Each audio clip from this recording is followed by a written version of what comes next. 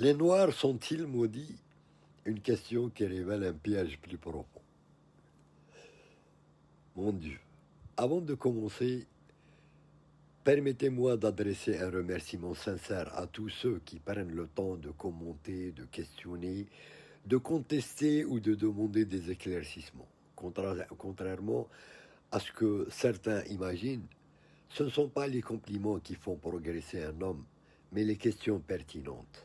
Ce sont elles qui repoussent sans cesse les frontières de notre ignorance et nous obligent à chercher, à réfléchir et à approfondir notre compréhension.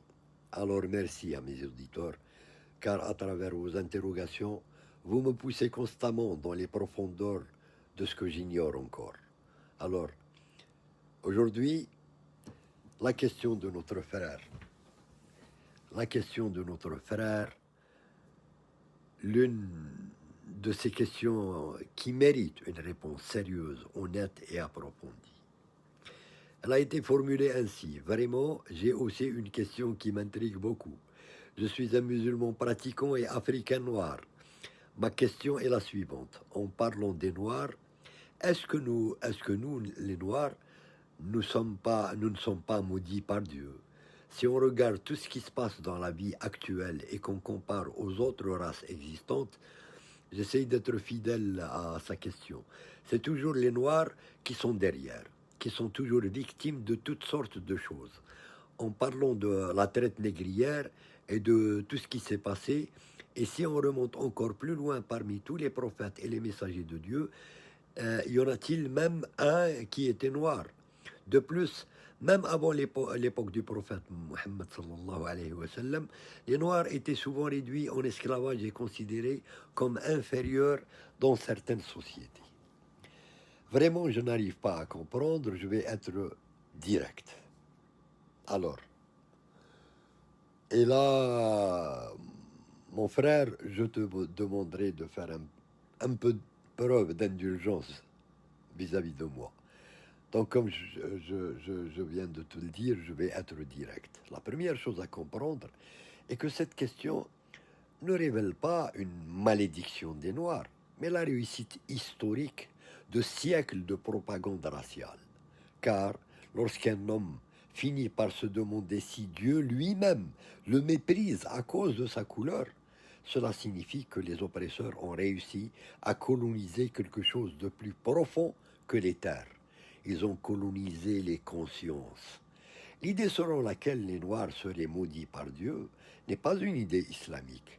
Elle ne vient ni du Coran, ni de la tradition authentique du prophète sallallahu alayhi wa sallam. Elle est l'héritière d'interprétations racistes qui ont été développées pour justifier l'esclavage, la domination et la déshumanisation des peuples entiers. L'islam affirme au contraire un principe fondamental. Aucune âme ne porte le fardeau d'une autre.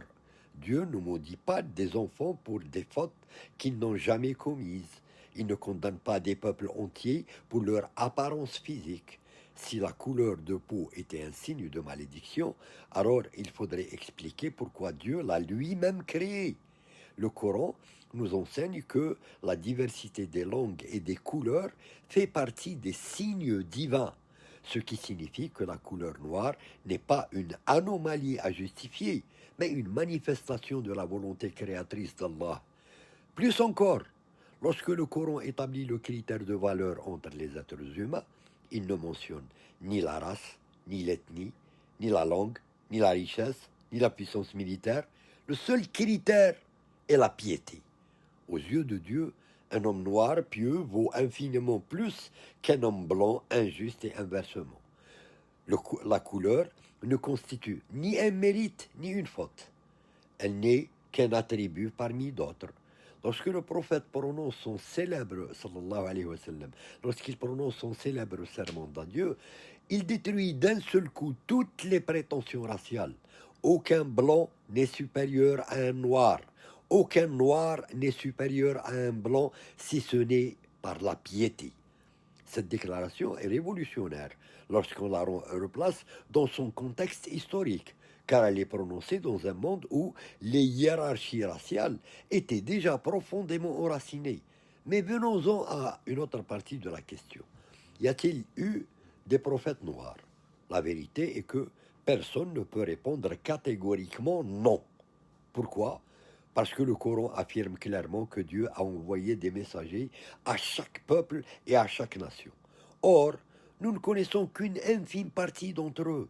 Le Coran lui-même dit que certains prophètes nous ont été racontés et d'autres ne nous ont pas été racontés.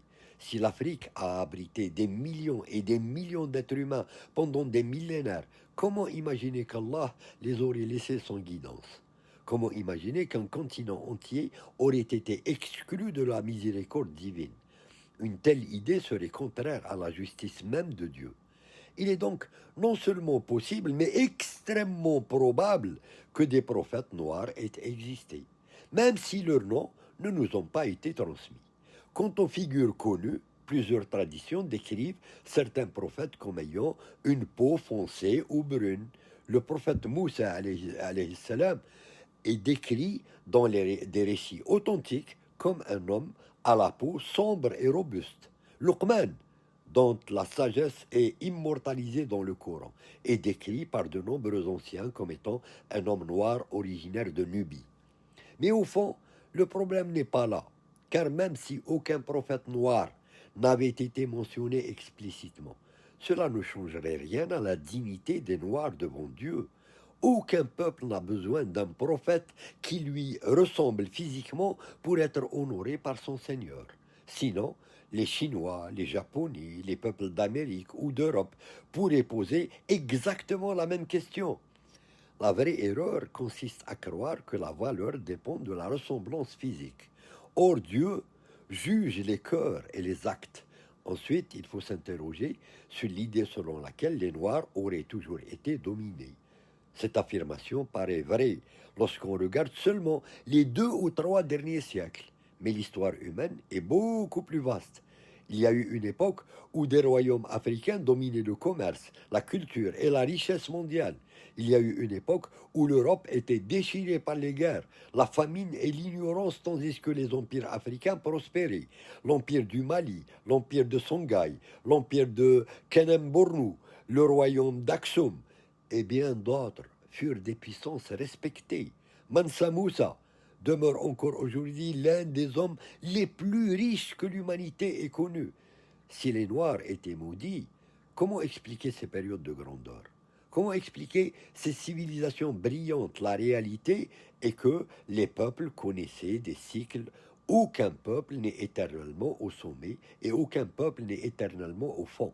Les Romains ont dominé, puis se sont effondrés. Les Perses ont dominé, puis se sont effondrés. Les Arabes ont dominé, puis se sont effondrés. Les Ottomans ont dominé, puis se sont effondrés. Les Européens ont dominé et leur domination elle-même montre aujourd'hui des signes d'essoufflement.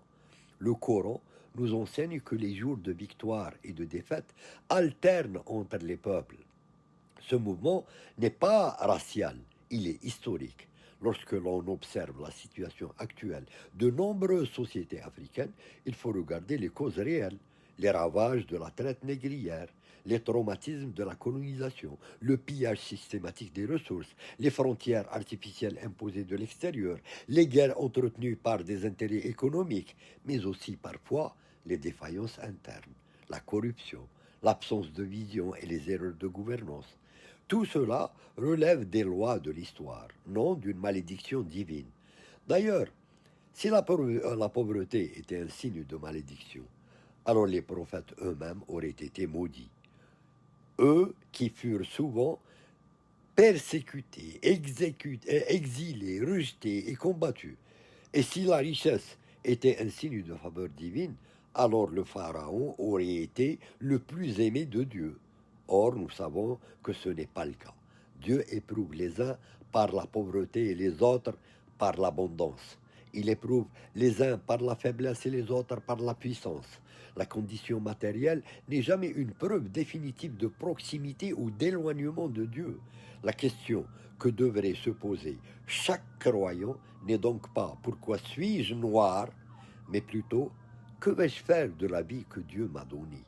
Car le jour du jugement, personne ne sera interrogé sur sa couleur. Aucun ange ne demandera si vous étiez noir, blanc, arabe, berbère, asiatique ou européen. On vous demandera ce que vous avez cru, ce que vous avez dit, ce que vous avez fait, comment vous avez traité les autres et comment vous avez répondu aux bienfaits que Dieu vous a accordés. Voilà pourquoi la véritable réponse à cette question est la suivante. Non, les Noirs ne sont pas maudits par Dieu. Ce qui a été maudit à travers l'histoire, c'est le racisme, l'arrogance, l'injustice et l'oppression. Ce qui a été condamné par Dieu, ce n'est jamais une couleur de peau, mais l'orgueil de ceux qui ont cru qu'une couleur leur donnait le droit d'écraser les autres. Et tant qu'un homme noir, blanc ou n'importe quelle origine comprend cette vérité, alors il se libère non seulement du regard des hommes, mais aussi du mensonge selon lequel sa valeur dépendrait de son apparence plutôt que de son âme.